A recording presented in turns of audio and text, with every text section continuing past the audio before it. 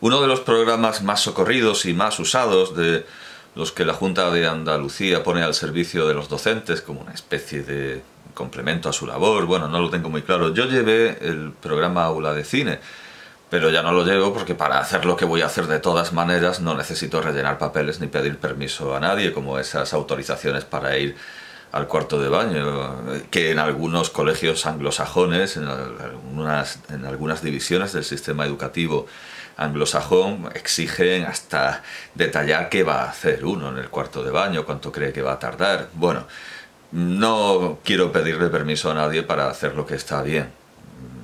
Se pide permiso para hacer lo que está mal, no para hacer lo que está bien. Así debería ser. No lo es, desde luego. Así no piensa ni la administración, ni el sistema judicial, ni penal. Pero bueno, ¿para qué comprometernos? Para rellenar documentos innecesarios. Yo hago lo que hago sin necesidad de que la Junta de Andalucía me diga: muy bien, muchacho, lo voy a hacer de todas maneras y mis alumnos van a aprender con los clásicos del cine, sin que tenga que echarme flores de manera burocrática. Bueno, pues uno de esos programas, aparte del programa Aula de Cine, es Escuela de Paz. Es de los más exitosos, de los que tienen casi todos los institutos, casi todos los centros. Escuela de Paz. Bueno, pues hablar de paz cuando se está en paz, pues está muy bien y es muy fácil. Hablar de paz cuando se está en guerra no lo es tanto. Y veo que en muchos institutos, en muchos centros, se ha ido la cáscara de la paz y se ha asomado el verdadero rostro de ese jinete del apocalipsis que es la guerra, porque al final resulta que no estamos a favor de la paz, sino a favor de ganar la guerra y a favor de que los nuestros ganen la guerra. Es lo que Kun Sun Lun reprochaba a un rey que supuestamente predicaba la doctrina del amor universal de Moche y abominaba supuestamente de las guerras, pero se entristecía solo por la guerra cuando la perdía, pero no cuando la ganaba la celebraba. Entonces no es pacifista, es como todo el mundo se entristece de la guerra cuando la pierde. La guerra le causa pesar cuando la pierde, y no también cuando la gana, porque se supone que en la guerra perdemos todos, etcétera, etcétera. Y estoy viendo que algunos centros están siguiendo un programa llamado Banderas por la Paz o algo así, y en esas banderas, en la mayoría de las ocasiones, hay propaganda bélica antirrusa y pro-ucraniana, pero antirrusa, pues, reproduciendo los tópicos más peligrosos. El oso ruso, los rusos son unos bárbaros imperialistas, mientras que nosotros somos civilizados, modernos y europeos. Eso es peligroso, además de por ser racista. El oso ruso, los rusos totalitarios hechos al látigo de tiempos pasados, a arrodillarse ante el zar y ahora ante Putin y en un tiempo ante los soviets. Todo eso es, aparte de prejuicios étnicos, menospreciar al enemigo, que es muy peligroso. Eso es menospreciar al enemigo, representarlo como un ser irracional. El oso ruso, como el oso Mitrofán, que mató nuestro rey mientras Putin mataba periodistas y opositores y políticos adversarios. No he hecho el típico juego con presos políticos presos, sino políticos que le eran adversos. No voy a entrar tampoco en la diferencia de preso político, político preso, porque como dicen los anarquistas, todos los presos son políticos y dicen bien. El caso es que nuestros institutos se están llenando con la excusa, sobre pretexto de la paz, con la excusa de la paz, se están llenando de propaganda bélica que muy bien podría haber pasado y podría haber servido en la Primera Guerra Mundial. Esas caricaturas de los rusos, esa caracterización de Putin, todo eso no es pacifismo. Todo eso no es pacifismo. Todo eso es tomar partido y hacer la guerra. La guerra por otros medios, y ya que no intervenimos con tropas, les vendemos armas y al final se las vendemos por quedar bien con Estados Unidos y no les vendemos o no les damos las... Bueno, por supuesto que les damos dinero. Supongo que somos capaces, tan burocráticos como somos, no sé cómo lo estamos haciendo. No puedo opinar ni explicar nada, lo ignoro, pero no me extrañaría en absoluto que siendo las ayudas para los trabajadores jóvenes en España ayudas que hay que solicitar, nos entregan el dinero y luego esas ayudas se vuelven a dar al Estado como impuestos, no me extrañaría que les diéramos dinero a los ucranianos para que nos compren armas y luego les financiemos por otra vía la compra, les hagamos un descuento. Al final seguro que perdemos dinero, pero lo ganan los intermediarios. Eso no me extrañaría. No sé cómo se está haciendo esa ayuda con armas a Ucrania, pero no me extrañaría que se hiciera de la manera más burocrática, alambicada, retorcida y laberíntica posible para que ganen los intermediarios. Lo que sí sé es que el embajador de Ucrania en España se ha quejado, dice que con eso no tienen ni para 2 días de combate, encima de que se las damos. Se queja, pues yo no le daría nada, pero claro, el gobierno quiere quedar bien con Estados Unidos, a quien idolatramos, reverenciamos y le damos el Sáhara a Marruecos por ellos, por los Estados Unidos, nuestros amos del mundo libre, nuestros amos que nos dan la libertad. Bien, pues poco me extrañaría que entre toda esa propaganda llena de tridentes, llena de fotografías de Zelensky, es que poco falta para que salga el Volksangel,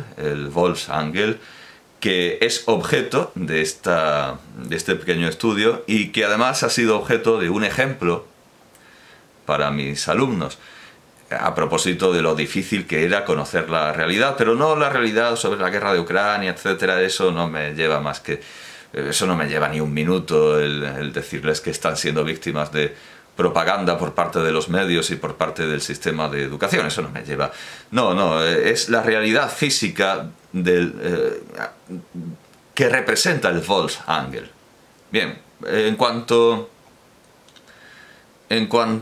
a lo que es, no hay duda de... me he desordenado un poco en los periódicos que quería ver porque simplemente quería citar un medio, pero había empezado con un recorte, con una página del diario ABC Historia. Batallón Azov, los símbolos de la unidad más letal de Ucrania que Putin califica de nazis. Bueno, aquí se habla del Volksangel, es un artículo de Manuel P. Villatoro. Bien, que el Volksangel es un símbolo nazi usado en Ucrania con sentido nazi no tiene ninguna duda. Quiero decir, claro, por esto quería decir que no nos vamos a entretener en este detalle absoluto, aunque luego sí nos vamos a entretener por el tratamiento que hace la prensa.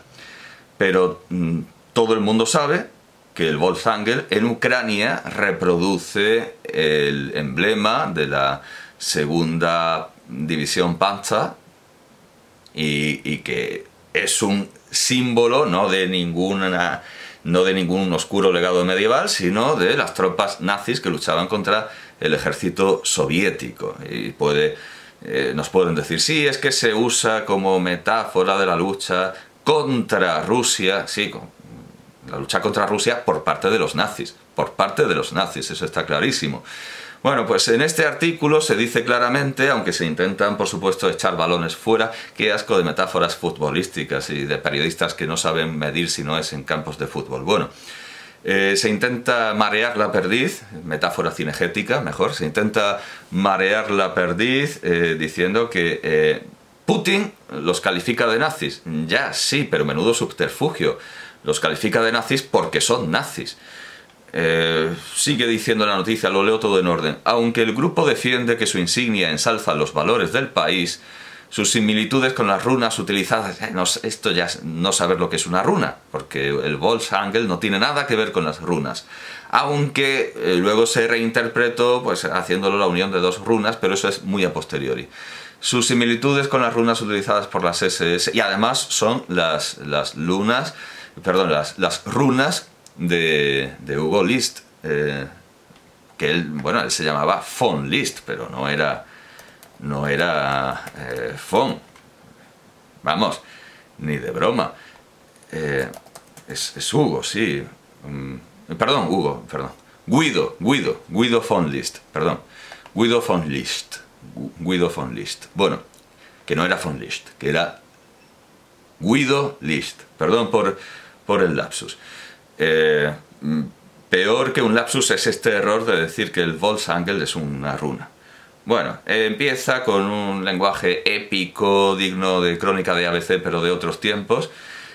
Mariupol resiste, lo hace desde el 24 de febrero, bueno, todo esto no nos interesa. Los soldados en cuestión, me salto cosas, pertenecen al temido batallón Azov, un grupo de extrema derecha con tintes neonazis. O sea, es que ABC lo dice claro, extrema derecha, pero intenta suavizar un poco con tintes neonazis. ¿Qué es eso de los tintes neonazis? Es un grupo neonazi, Desde 2014 combaten las fronteras del Donbass. El escudo que lucen sus miembros en la manga deja entrever cierto... ¿Qué manera de atemperar? Cierto tufo a Tercer Reich. Símbolos como el Volksangel, que evocan extintas divisiones Panzer de las temibles Waffen-SS, y runas que recuerdan el popular... Pero ya está mezclando churras con merinas. Runas que recuerdan el popular Sonnenrad, Sol Negro.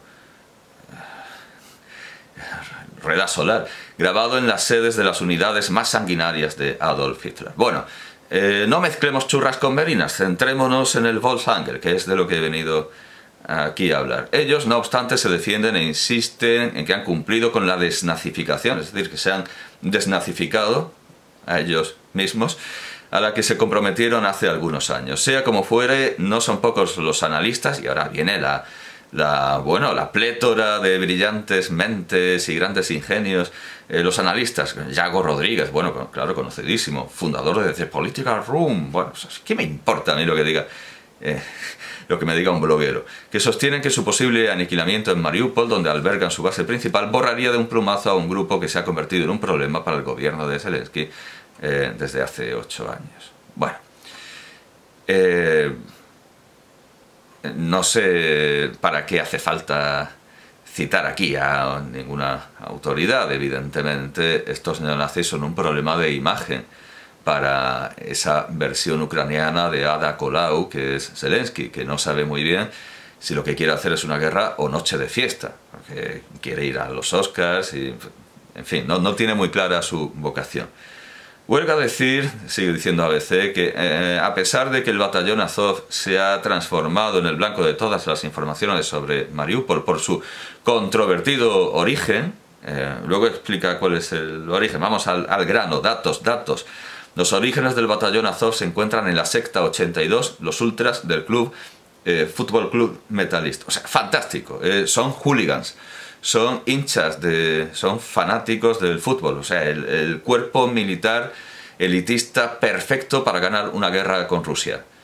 Tarados futboleros con tatuajes nazis, porque como todos sabemos, a los nazis se les da muy bien ganar guerras. Es lo que mejor se les da a los nazis. Bueno, como todo el mundo puede saber, los tatuajes muy bien, pero guerras ni una. Guerras ni una. El fundar la defensa de un país en los nazis es un error colosal, es un error antológico. Este año, después de, bueno, esto no importa, que el batallón se llama Por el Mar de Azov, muy bien. En cuanto a lo de que es un problema para... Por cierto, no sé cómo se pronuncia en realidad Zelensky, porque no lo he visto escrito en... Yo no me fío de los medios, no me fío ni de la fonética. Vamos a ver cómo se escribe en cirílico. Volodymyr... Vladimir Alexandrovich... sí, vale, Zelensky, vale. No, yo pensaba que sería una Z, pero no, es Zelensky. O sea, en realidad eso supongo que es verde. Creo que, imagino que significará verde. Bueno, pues Zelensky, que es judío, está calificado por estos hooligans como... dice, han acusado a los dirigentes ucranianos, incluido el presidente, de neonazis y drogados.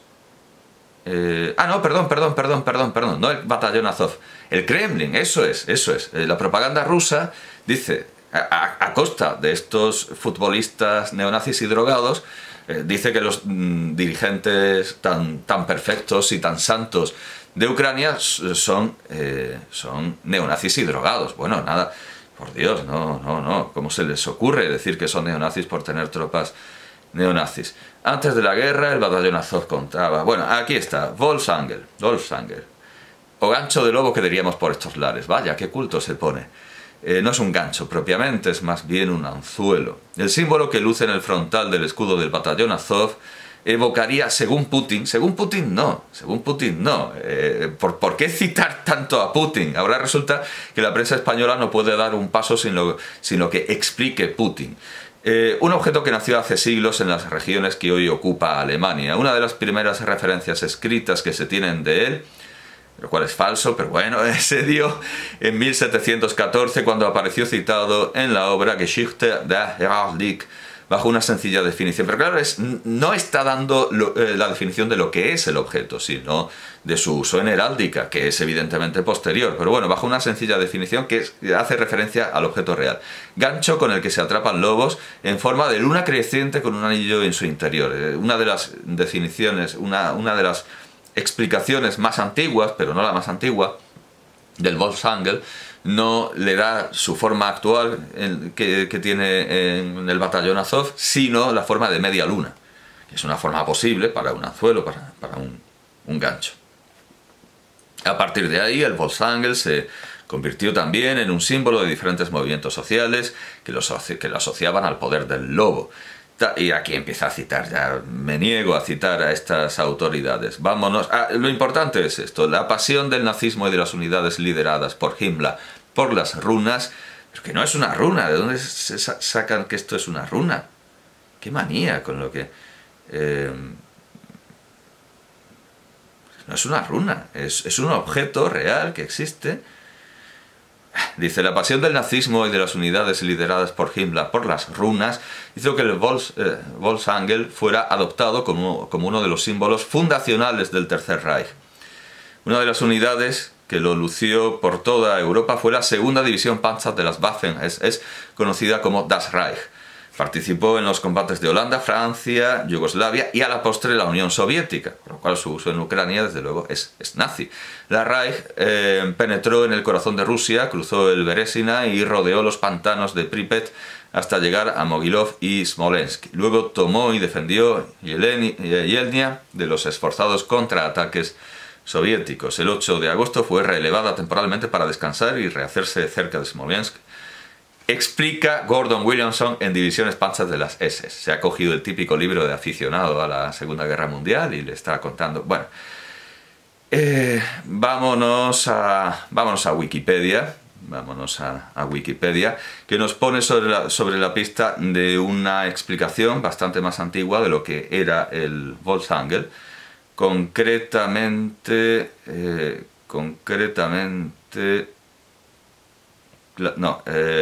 vale, he perdido la referencia. El libro Jagd in der Lüneburger Heide. A ver, Jagd. Pues lo he perdido. No, claro, es que viene el nombre del artículo. Geschichte. No, esto tampoco. Perdón porque me acabo de perder. Kulturgeschichte. No, esto es en Kassel. Klaus Schipper. Creo que sí, que puede ser Klaus Schipper. Vaya, un segundo.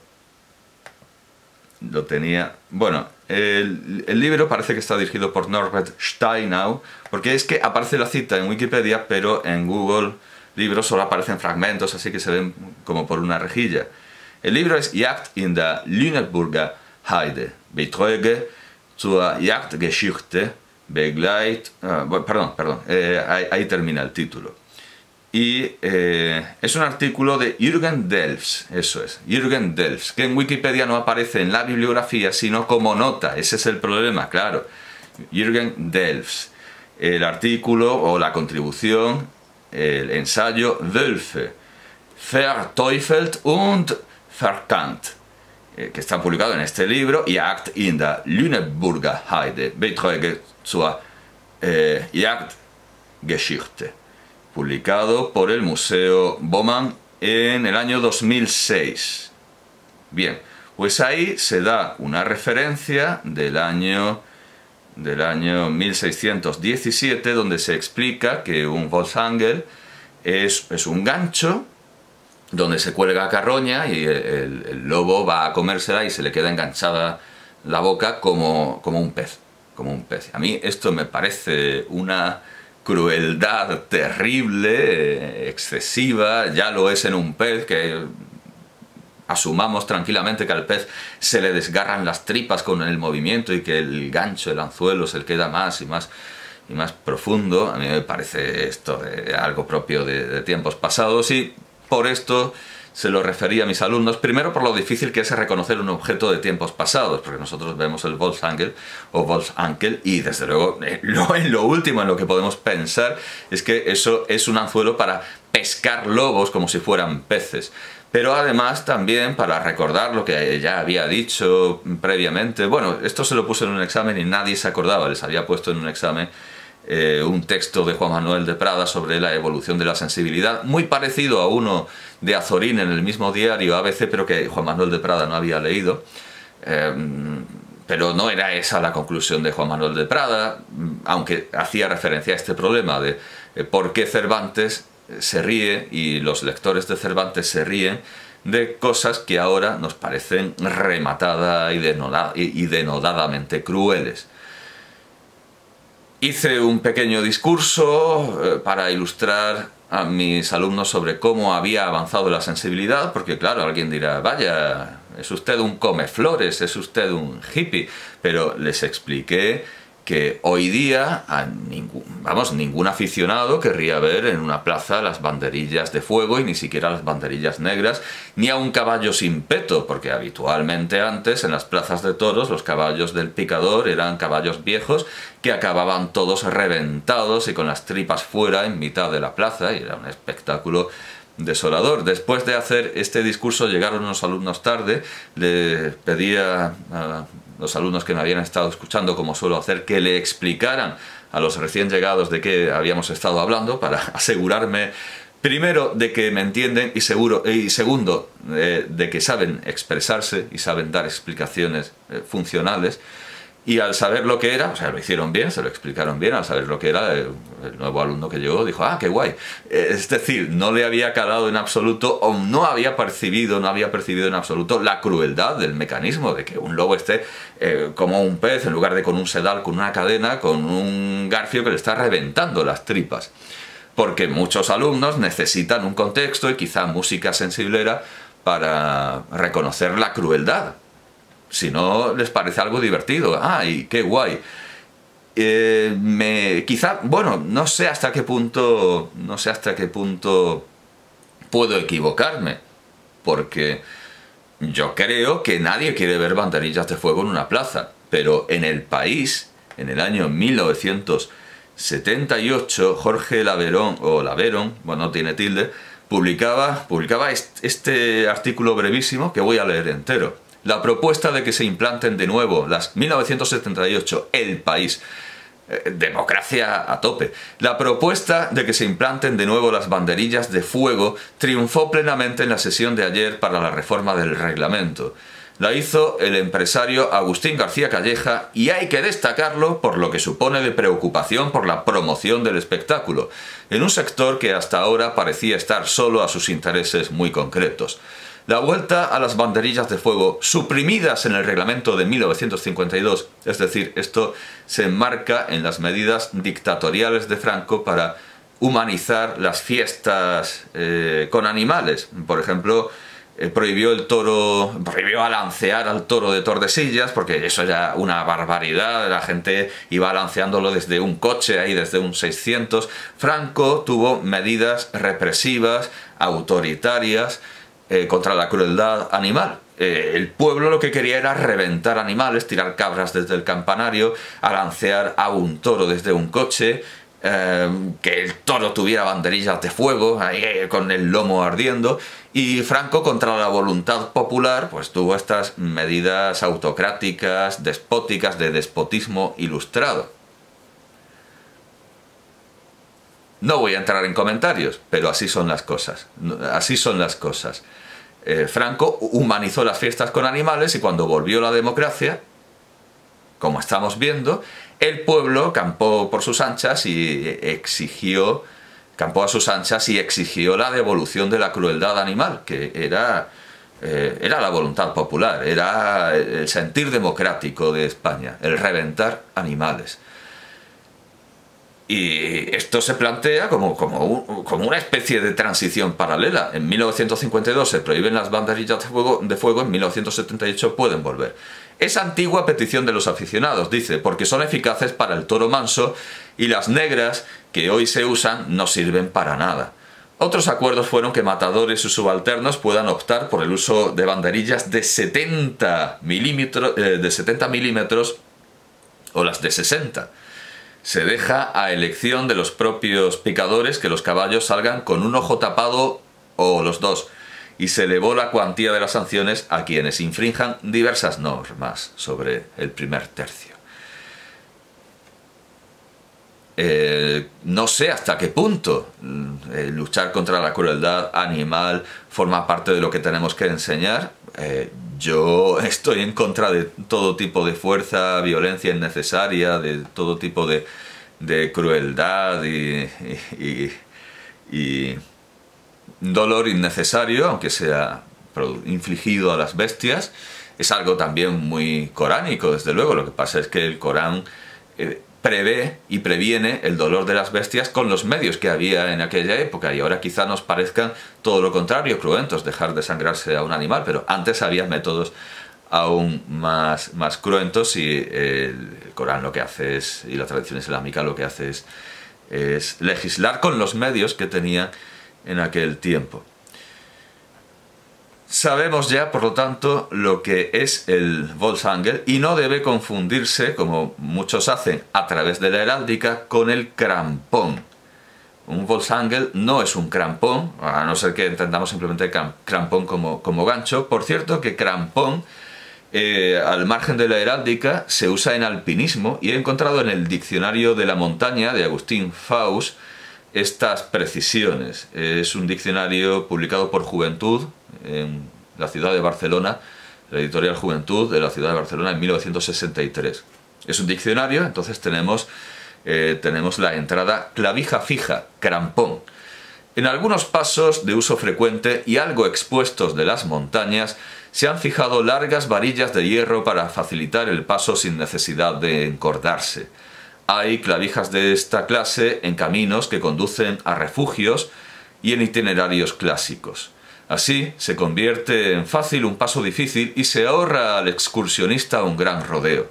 En francés, estas clavijas reciben el nombre de crampon, cosa que hay que tener presente, pues en las traducciones pueden confundirse con el crampón metálico para uso en hielo y que no tiene relación alguna con la clavija fija. O sea, todo esto está muy bien, no es el Volksangel.